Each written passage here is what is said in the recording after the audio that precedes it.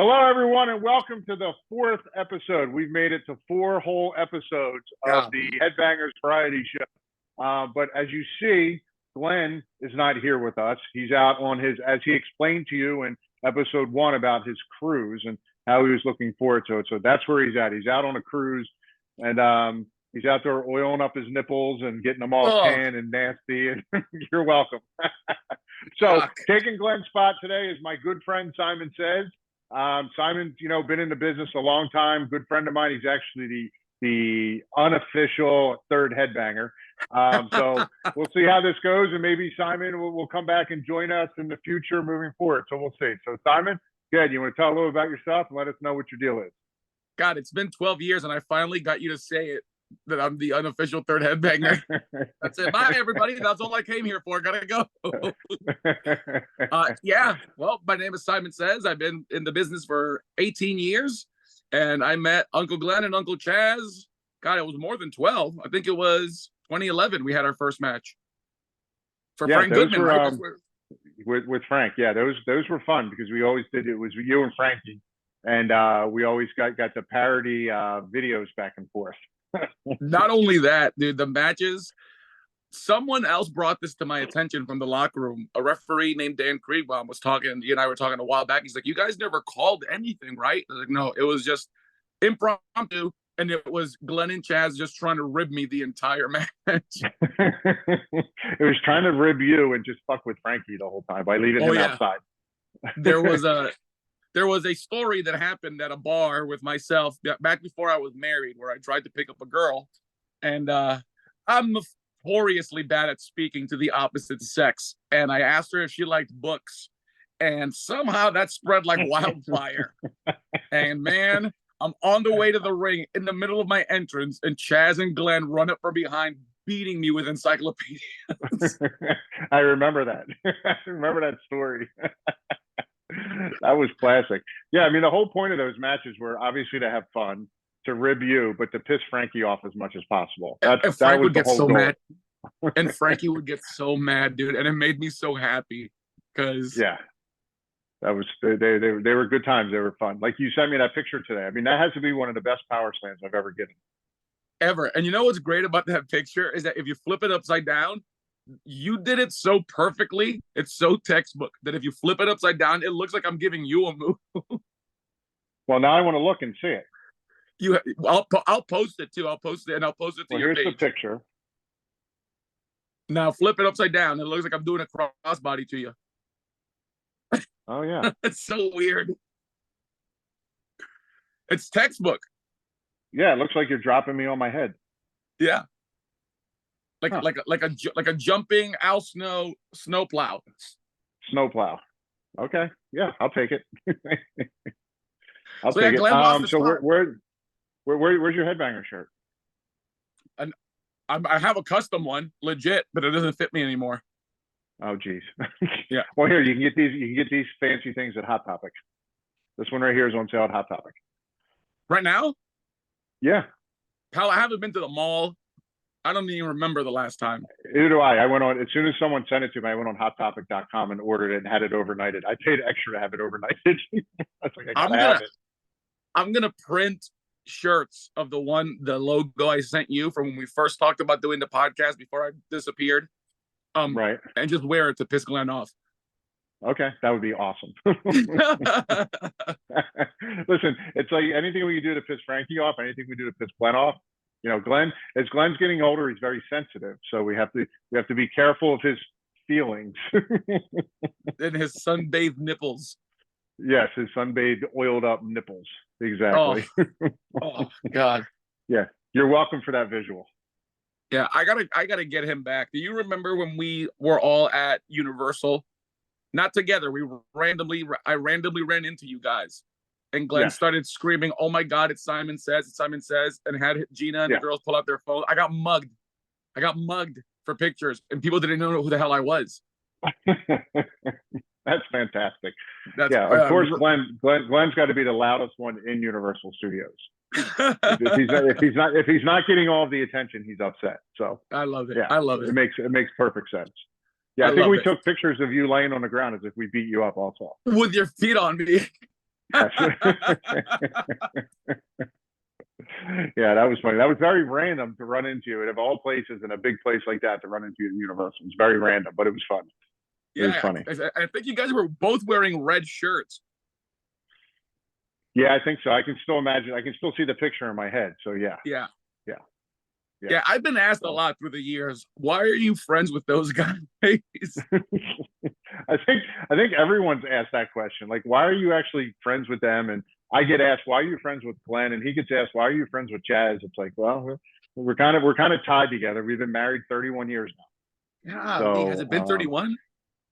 yeah, June of '93 is when I walked into the Monster Factory, and Glenn trained me. So yeah, it's been 31 years. Golly, Chaz, how long were you the Spider? Or did the Spider Um, exist? so let me think. We did that. Glenn and I started tagging. So I started June of '93. I think we started tagging together November of '93. And then it went all the way through. So then November of '93, we started tagging together. April of '94 is when we packed up the car and moved to Memphis. And then I think it was, I want to say June, July of, had to be '95 when we went to Smoky Mountain. And that's when we started doing the Headbangers. Because then we did Oh, Smoky Mountain shut down in like November, December. As soon as Tommy Rich got the belt, we shut down the next day. And then, yeah, then it was the following year. Yeah, so it was November of '96. We signed with WWE or WWF. So yeah, so so hold on, a couple questions. Number one, how long did you train before you had your first match? my first like real match or my first like job match. Any match, like in front of people. And there was a paying on. 3 weeks. Get the front door. So they used to do WWF Superstars, WWF Challenge, the Saturday morning show where you just called the guy get the shit kicked out of him. So they went up and down the East Coast for doing that. And when they were close to Larry's school, they would call Larry and get the students to go. So it was July of '93. Again, I was 3 weeks in the ring, and Glenn said to me, "Hey, he goes, WWF's coming into town. We're going to go and do TV tapings." He goes, "And you're coming with us?" And I was like, "Coming with you? Like, I don't know what the hell I'm doing. I've been here 3 weeks. I barely know how to hit the ropes. Like, I've never done an offensive move. I've never done anything." And he goes, "You'll be fine." He goes, "They won't use you because they've never seen you before, but you'll come, you'll get paid, you'll hang out in the locker room, you'll get to meet the boys, and the next time they're around, they'll use you." I'm like, "All right, cool, let's go." So we go, and it was I think it was Wilkes-Barre, Pennsylvania was the first night. And yeah, I'm sitting in the locker room, and there's Scott Steiner walking around naked. There's Rick Steiner walking around naked, and there's Brett and Sean and like everybody, that I was watching as a fan. And then Macho Man's walking down the hall, and I'm like, holy shit, this is amazing. Like, I can't believe it. And then Tony Gonorrhea rolls the whiteboard out, and there it was. It said Adam Bomb versus Chaz Ware. They didn't want to use my last name because they said it was too long. So they used Chaz Ware. And I remember looking at Glenn going, "What the fuck? Like, you told me they weren't using me." He goes, "Well, kid," he goes, "Guess you're being used." So, and that was it. Adam Bomb was my very first match I ever had. And then the very next night, we were in Salisbury, Maryland, which is in the Wicked Myco Center. And that was the last building I had my last amateur match in, which was in April of '93. I wrestled in the Eastern National Championships there. And then I wrestled Papa Shango that night. Yeah, so I had I was actually on TV, 6 TV matches before I had my first real match down at the Monster Factory. Are you serious? Well, you and I have never got to talk about this stuff. But Yeah. So you didn't even work on the indies, at a flea market, at some podunk, barn. You had your first legit time between the ropes on TV. With Adam Bomb, that was my first one. And the second one was the next night against Papa Shango. Did they take care of you? Oh, yeah. Papa was great. This is actually a funny story.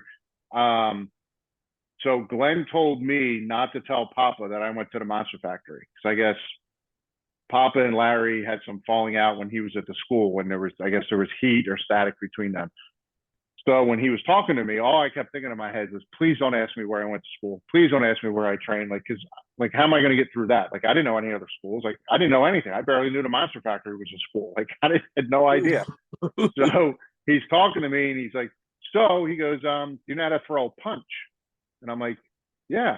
He goes, so how do you throw a punch? So I like reach out and I go like, oh, I hit you like right here. And he's like, yeah, but how do you throw a punch? And I'm like, well, that's how I hit you like right here. And he goes, yeah, but I want to know how you throw a punch. And I just looked at him and I went, what do you mean? But in my mind, like today, now being me, who I am, if I'm having a conversation with a kid in the locker room and this is where the conversation is going, I'm going to go, kid, don't worry about it. Like, I'm just going to go, okay, like, I'm not going to let you do anything. Papa had the most patience in the world. And he goes, no, I want you to throw a punch right now. I go, you want me to punch you right now? He's like, yeah. And I go, right here. And he's like, yes, punch me. And I'm like, okay. I cockblocked and I punched him. I punched him so hard in the jaw. He's standing there like this. He's like, all right, kid, tonight you're going to throw kicks. And yeah, my first offensive move was he came and shot me in the corner. I moved. I gave him 3 kicks and he came out and just from there just squashed me. But the best part about that story is all the years in WWF together in the locker room with him being Papa Shango and being in the Nation and, you know, the Godfather and all that stuff. I never, ever, ever told him that story. Don't know why, just never did. So it was probably 6, 7, 8 years ago when they were doing WrestleMania was out in California. They flew Glenn and I out for WrestleCon. And I walked over to him and he was in the Papa Shango gimmick. And I walked over and I told him, hey, can I tell you a story? He's like, yeah. So I started telling him the story and he stops and looks right at me. He goes, hold on. He goes, you're the kid that almost knocked my teeth out in the locker room. He goes, I tell that story all the time. He goes, I had no idea that was you. And I'm like, that was me. So then we sat there and I brought it up on YouTube on my phone and we sat there and watched the match together. What a cool full circle moment though, huh? Yeah, no, it was definitely awesome. Yeah, 100%. I literally, like, the hair on my arm just stood up. That's crazy. And then a couple weeks ago, we were just in Indianapolis for the Squared Circle Expo, and Papa was there, and he had his whole family there. So he was introducing us to his family. And then as we were walking away, he was like, "Oh yeah," he's like, "Remember I told you about that kid that I knew? I was his second match, and he punched me in the mouth." He's like, "Yeah, that was Chaz right there." And then we did the convention, and then Glenn and I actually got in the ring that Saturday night, and we're getting ready to go through the curtain, and Papa comes through the curtain, and we're like, "Whoa!" We're like, "What are you doing?" He goes, "You guys go out yet?" We're like, "No." He's like, "Oh, I came down." He goes, "Good." He goes, "I wanted to watch you guys." I was like, so it was us, it was Kevin Thorne, then it was Heather, a local girl, Ed's wife who runs the convention. So it was the 4 of us against 4 local people. It was an 8-man tag match. And Glenn and I got in there and just did a couple of little things. We did our chop spot, like drop down clothesline. We did the flapjack. And basically that was it. That's all we did. And I was like, "Papa, you sure you want to watch this? Like, we appreciate you." He's like, no. He goes, "I want to watch." So like, all right. So we got in the back.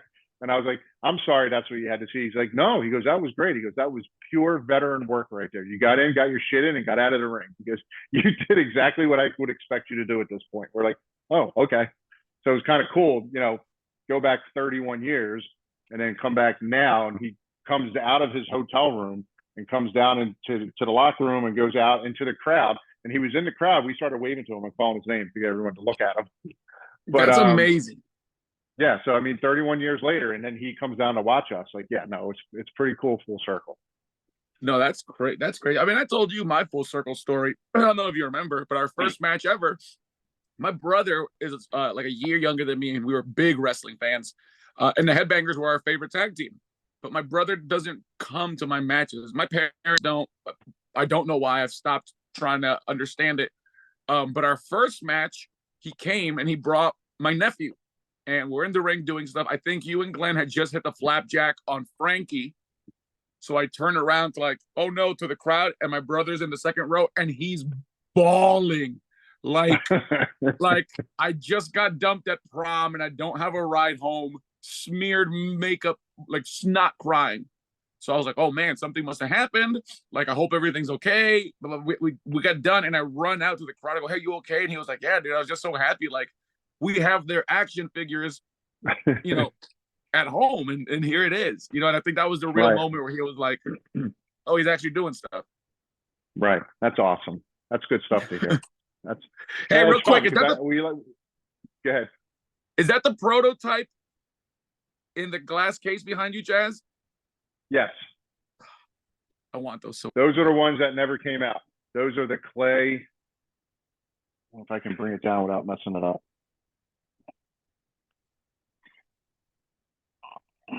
Yeah, these are the clay ones. Dude, those are amazing. Amazing. Now, were those because of my shoulder? Those were supposed to be for the classic superstar set, right? Yeah, the Jax version. Jax classic superstar with the black box. Yep. So those were supposed to come out. Yeah, we signed the deal with Jax. Those were supposed to come out, and then right before those hit production, that's when Vince signed a deal with Mattel. So they never came out. But now we finally got the Mattel Elites coming out. Yes. And those looked awesome at WrestleMania. I wish I was there to actually see them in person. Yeah, they look sexy. They're not as bulky as these, which is what I like. Yeah, I don't know if they would have been this size or not, but I don't know. It's like everything happens for a reason. Like if those would have came out, yeah, that would have been amazing, but I wouldn't have those either. Like the one of it, like no one else has those in the world except for me. Those are one of a kind. And Matt Cardona freaked out about them, and I won't tell you what he offered me for them, but I was like, no, it's a priceless thing that I'll never sell. It goes back to, I don't know if I told the story about this one. So this is the one with us. I talked about it last week or a couple weeks ago. This is the one with us, and then with the Godwins. Oh yeah. And I was talking to Tyler. I was talking to Tyler about it, and I was like, "Oh, if I get this signed by all of us, I could probably sell it for a couple grand." And Tyler was like, "Dad, that's the only piece in the world that would be signed by everyone. Like, you can't sell that." Like, and I'm like, he goes, "It just needs to be in your collection with everything else." I'm like, yeah, that's a good point too. And he goes, but when you die, I can sell all of it. Dick. Yeah, that's what you have to look forward to with your son. For waiting for you to die so you can sell your shit. Just planning ahead. Yeah, especially like this up here. Holy smokes. Yeah. Chaz, what is the other case up top? Which one? The next to other side. With a white background. Here? Yeah. Oh, that's just some random knockoff that somebody made and sent us. Yeah, that's all. It's like a custom whatever. I just put it in the thing to take up space because I had to buy this whole other shelf over here for all the new Mattel figures that are coming out. That's see, God, I try to keep myself balanced because, you know, I'm in the business and I've been in the business and a lot of folks know me, but I'm still such a fan at heart. And every time we get together, it's the same thing as with when I get together with Devon. It takes such restraint and discipline to not be like, tell me what it's like to have your own action figure. Tell me what it's like to be in a freaking video game. You know what I mean? Yeah. No, the video games are cool. Obviously, you know, WWE 2K24 is out and we will be on it come June 26th. Appreciate the segue into that. The best part about the video games is Glenn and I used to say this all the time when we did radio stuff. We're like, just imagine sitting home and being able to play with yourself all day. And you never get sticky. You never get sticky or dirty. Yuck. When the game was coming out, I was talking to Tyler. I texted him and I said, hey, what do I get? Do I get PlayStation 5 or do I get the Xbox? So we went back and forth. And finally I said to him, he goes, why? I said, the new WWE 2K24 game's coming out. I'm going to be on the game. I go, I want to know the best way to sit home and play with myself all day. He's like, Dad, that just sounds weird. You shouldn't say that out loud. Yes, absolutely say it because you can. Because I can. 100%. Yeah. Wait, so you don't have a gaming system, Chaz? I do now, but I didn't before. Wow. No, I do. Hold on. I have the original PlayStation. because I was on that. I have Nintendo 64 because I was on that, and I have the Wii because I like playing. Like we've had it when Tyler was young. I had it, and I have the Wii, but none of it's set up. Like I don't game. I don't play video games. I don't do any of that stuff. So I ended up negotiating with my nephews, and I bought the PlayStation 5 off of my one nephew, and then gave it to my other nephew, who's my godson, and then I took his Xbox because my godson wanted the PlayStation 5. So I did a whole bought it, but gave it to him because I'm a great uncle, and then I took his Xbox, and so that's how I have it. But then I got home and I'm trying to set up the Xbox, and I'm like, Luke, I need your code so I can delete your account off. He's like, Uncle Chaz, he goes, you can't delete the code off because then I won't be able to play it online. I'm like, so I only got a portion of an Xbox then. Like, I didn't even get a whole Xbox. Yeah, I would have got a brand new one, but you don't game as often. No, I don't. And the only reason I have it is for the video game. If it wasn't for the video game, I wouldn't buy it.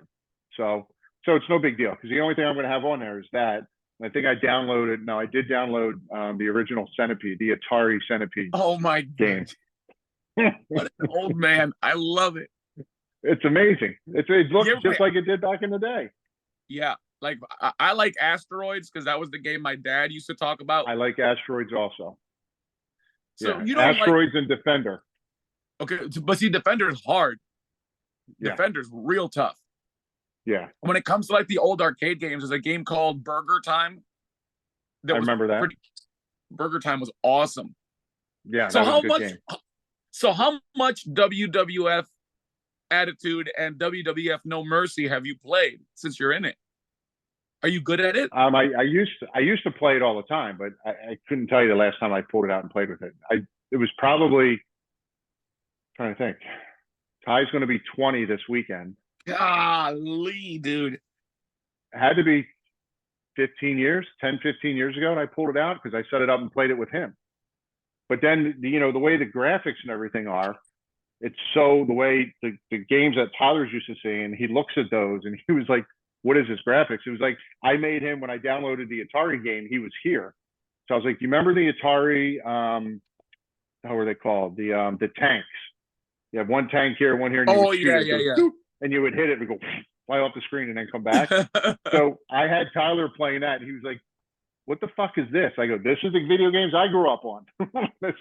Welcome to my world, kid. Yeah, Ben and Dexter are the same way. Yeah. So he would look at the Warzone and stuff and be like, Dad, this is terrible. I'm like, this is awesome. I'm like, but my problem with it is there's too many buttons. Yeah. You got to hit like 2 and 3 buttons at a time, or hit this one twice, then double click this one and finger this one and do that and do all this stuff just to do a move. I want the Sega Genesis controller. It has the 3 buttons and the 3 on top. Yes. And I can just go half back pass and go down the line. But then I hand the remote to Tyler, the controller to Tyler, and he's beating the shit out of people. I'm like, I don't get it. Yeah, but like that's why I like the N64 one, because it's literally a button to grab, a button to punch, and that's it. But yeah, you needed. It was like playing Warzone and Attitude. It was like playing Mortal Kombat, where you know all the different up, down, left, and then this button and to hit the moves. Yeah, I remember when that game came out. Yeah, and then I had brought up on the screen like the moves, the way to do the moves, like the cheat sheet was up there. And I look at Tyler, I'm like, I don't remember what it was like L1 or LS or this. And I'm like, what are those buttons? He goes, those are the paddles up top. And then these are, like, he's telling me all the buttons. I'm like, yeah, no. And then I'm looking down going, oh, so there's A, there's X, there's Y. So on my game, when it comes out and I'm on it, I will be getting the shit beat out of me all the time as I'm playing with myself because I have no idea what I'm doing. I'll tutor you. Okay. You. I'm definitely going to need a tutor. Imagine entering you into a local video game tournament where you get to play that game and you win as yourself. That would be pretty awesome. That would be awesome. It would be awesome, but I don't ever see it happening. Not with my skill level. I mean, that's going to take a lot of tutoring from you.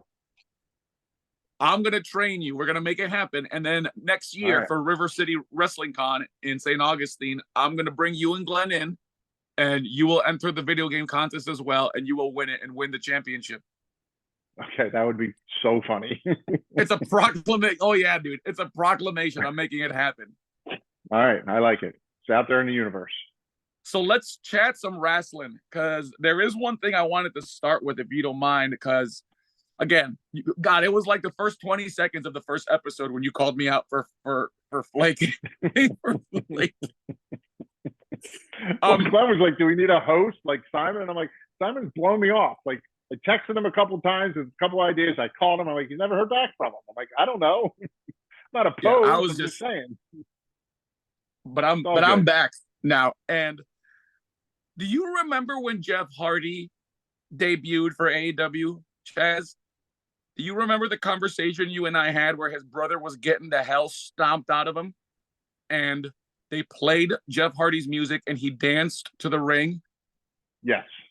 I just wanted to take a few minutes for you to pontificate and expand on that, because that was such a like eye-opening, but at the same time so glaring. And just to hear your thoughts, I feel like any of the young workers or aspiring wrestlers that are watching these first three and now the fourth episode of the Headbangers Variety show could benefit from it, because it's so like, yes, you think you're playing to the crowd and being entertaining, but you're completely crapping all over the shoot aspect of what we do.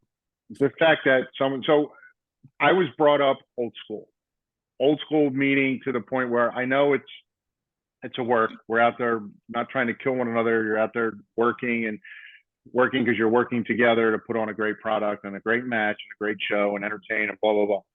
But at the same time, I come from the school of make it look as real as possible. You don't want to have some kid in the front row going, "I saw you throw a punch, you missed by this much."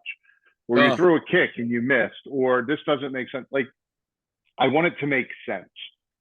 So in my mind, if you're doing a run-in and you're coming out to save someone, or you're running down to beat the shit out of someone, I know now they play everyone's ring music when they're coming down. And, before, I don't really remember ring music being played when people were doing run-ins. It just was, the run-in was out of nowhere. That's the point of a run-in. But yeah, so Jeff came out, his music played, he stood on top of the stage and danced, doing his whole, whatever is my shoulders. Can't move my shoulder like that. Yeah, doing the whole thing, and then decided, oh wait, there's Matt getting beat up. Let me run down to the ring and now save him. I just think it should be, I know they want to play music now to get the attention, to get everyone to look up. That's fine, but if that's going to happen, just run to the ring. Just get in the ring and do what you got to do, instead of standing up there showboating, getting your pop. Because meanwhile, because in theory, if you think about it, if you come out, walk outside your front door, and your brother's getting the shit beat out of him out front of the lawn, are you going to stop and gyrate your hips and dance? Or are you going to run right over there and pick up a stick and try to hit somebody? You're going to pick up a stick and try to beat the shit out of someone. So, so I just think you need to just run to the ring, do what you got to do. And if they're going to play the music, they're going to play the music to get the attention. I understand that, the theatrics part of it, but just go. Yeah. Especially that's your brother. That's not your friend. That's not your tag team partner. That's your blood sibling. Exactly. Yeah. I just wanted to get that, because that's stayed ever since you and I had that talk. That's stayed with me this entire time. But I know you guys did your WrestleMania episode. Did you watch the match I texted you about? I did, yes. I watched it last night, and I'm kind of torn because I don't want to come out and shit all over it, because look, I know Jimmy and Jay, I know Rikishi, obviously, but I think it could have been more. I guess the problem I had with it, again, I look at it as far as realism goes. When my brother and I were fighting growing up, we were fighting. We were beating the shit out of each other. Jay came out with whoever that was singing his music. I don't even know who it was. Doing his whole yeet thing. And then Jimmy comes down, like just slow walking. Now I realize Jimmy being the heel, that's the heel concept. Like, I'm in no rush to get in there. And I know Jay dove out to start the match, dove through the ropes to start the match, but all they did was kick each other. Yes. It's like, how many super kicks can we get in? And then and I realized when Jimmy at the end, right before the finish, he was like, "Oh, I'm so sorry. I'm so," like he kind of saw what was going to happen there. It was so But I blatant. just think it could have been more realistic. I think Yes. the match could have been more realistic. It could have been more just trying to beat the shit out of one another, not worrying about who got more super kicks in and moves and stuff like that. It could have just been more violent. Like I don't know. My brother and I growing up, when we got into fights, we hit each other with shovels. I mean, rakes. I literally one time smacked my brother in the head with a spade and shovel. I had a cast on my hand one time, and I hit him in the head with my cast. Like my brother and I beat the shit out of one another. So yeah, so I understood the story they were trying to tell with it, but at the same time, it could have been more, I guess. Does that make sense? It does. You're very diplomatic, but at the same time, you got the point across without having to be mean. I was a lot meaner when I talked to you about it last night. Right. Because it's Yeah. like, So you know, they're brothers and they're tag team partners. You would think they would have generated a little more chemistry than what we got. right. Yeah. They definitely needed more chemistry. They both, especially Jimmy. Jimmy looked blown up half the time. Yes. I mean, literally looked blown up and out of shape. Like just, okay, I'm too tired to do this. And Jay was a bundle of energy the whole time. Yeah, I think it just could have been more, more as far as again, I'm talking realism because of my real life brother. When him and I used to fight, I mean, we fought. There was chairs were broken in the kitchen, tables were knocked over, and I'm not just saying that because tables, ladders, and chairs stuff. I'm telling you, whatever we had to hit one another with, we would hit the other one with them. We literally beat the fuck out of each other. And then somebody down would walk down the street and try messing with us, and then the two of us would jump in and beat him up.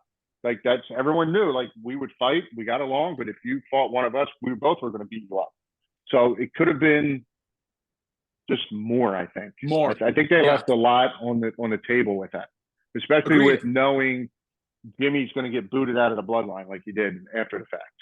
And especially since they were only the third time that a pair of brothers have fought at WrestleMania. You think you would have given us more substance? I don't know.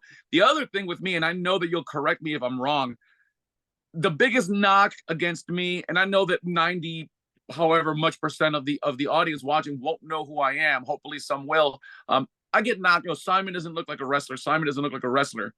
Uncle Chaz, I was watching Jimmy out there, and his arms are much bigger than mine.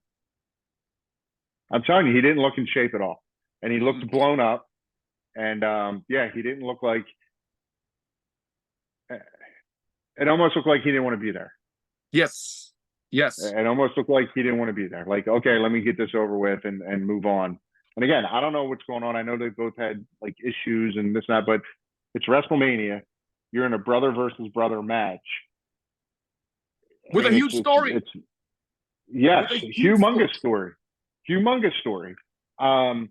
Yeah, I also kind of thought it would have been cool if like they just like beating the shit out of each other to the point they're just laying there dead. Even if like Rikishi came out and somehow got them, like one of them, let's say one of them just goes like boom, sees red, sees black, whatever it's called, and just keeps pummeling, and Rikishi's got to pull him off, and then he pushes Rikishi. Like there's a whole nother angle they could have went with that, but it was kind of flat, but. And I did think at one point, I was like, this would be awesome if Rikishi was able to come out. Like the pop was he came out, and then the storyline could have kept going because it's almost now like with him getting kicked out, because I don't know if you saw Raw last night, but they did a little interview with Jay. Like, hey, did you see what happened to Jimmy? And he was like, yeah, I kind of wish he would have came over here. Like, I feel bad for him, but, you know, kind of, you know, it's his own fault. But, hey, I got a match tonight with Finn Balor, so I need to focus on that. And I was like, so your brother just got laid out, and like you're like, okay, like no big deal. Like the storyline, they could have taken that storyline maybe and just ran with it even more than they did. Yeah. I don't know, man. Well, I know we don't have a lot of time left on this recording. Do you want to get into another topic? Do you want to see if Uncle Glenn is up for having me on next week, and we'll revisit those other two questions I sent you? Yeah, let's revisit them because I'd like to get his opinion. I mean, I think I have a great answer for your one. For the 0-1 or the no, for the champion one. All right. Let's not say what the question is. Tell me who your name is, and we'll leave it at that. Ted DiBiase. Wow. The $1 Million Man, Ted DiBiase. Wow. All right. We'll leave the viewers pondering. That's a I didn't even think of him. Ted DiBiase. Yep. Wow. And there's a story I saw online and about that I saw. And when we got picked up at Indianapolis at the Squared Circle Expo, we drove with Ted and Lita from the airport to the hotel. And I asked Ted if that story was true, and he told me yes. Holy cow. So, yeah. So he's the one that, I mean, I know he was handed the belt, but then they never said he wasn't really champion because they vacated the whole thing. So yeah. So that's my answer. Oh God. All right. We'll go over that next time because we're running out of time. Yeah, but hey, everyone, thanks for signing in, Simon. Thanks for jumping in, and we'll get you back on next time. Awesome. Hell yeah. See you guys soon.